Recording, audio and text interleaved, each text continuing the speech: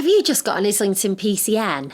I got this ticket a while ago and I actually managed to avoid paying it, and I want to help you out with yours too. I've had an embarrassing amount of parking tickets, and over the years I've discovered there are different ways to appeal them. I'll take you through my 6-point checklist, but first I've got to let you know exactly what could happen if you don't pay.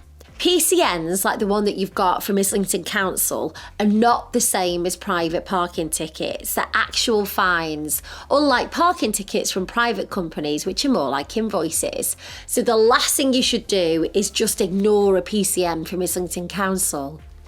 Councils like Islington will often give you a 50% reduction on the fine if you pay it within 14 days.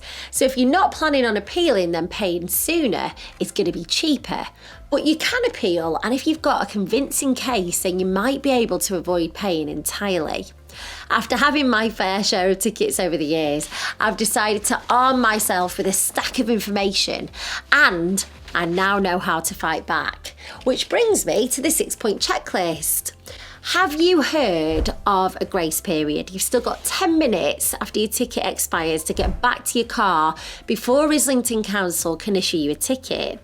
If this is a case for you, then you have a legal right to appeal. You could go back to the scene of the crime and check that all the parking signs and road markings are completely clear.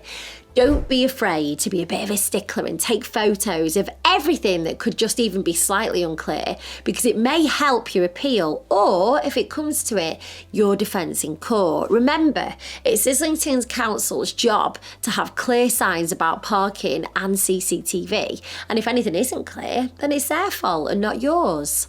When did your ticket arrive? If you didn't get a ticket physically stuck to your car and it took longer than 14 days to arrive in the post, then you might be entitled to more time to gather information for your appeal. If you can prove that an emergency stopped you from getting to your car, I don't know, maybe you ended up in hospital or something else equally as drastic, then you've got a good chance of Islington Council accepting your appeal. It's really unlucky if your car broke down in the car park. What a rough day, a breakdown, and you get a ticket. Now, I can't help with the breakdown, but it can be a legitimate reason to appeal a PCN. You can chat to your breakdown recovery company to provide you with proof. Now, if you're a bit of a worrier like me and you need a professional opinion, then you could speak to a solicitor. In-person solicitors are great if you like chatting face to face, but there are also online solicitors you can use like JustAnswer. It's really easy. You just tell them what happened in the chat and they'll give you a professional opinion about appealing your PCN. It's only £5 for a trial to get all the answers you need, and it could save you a lot of money.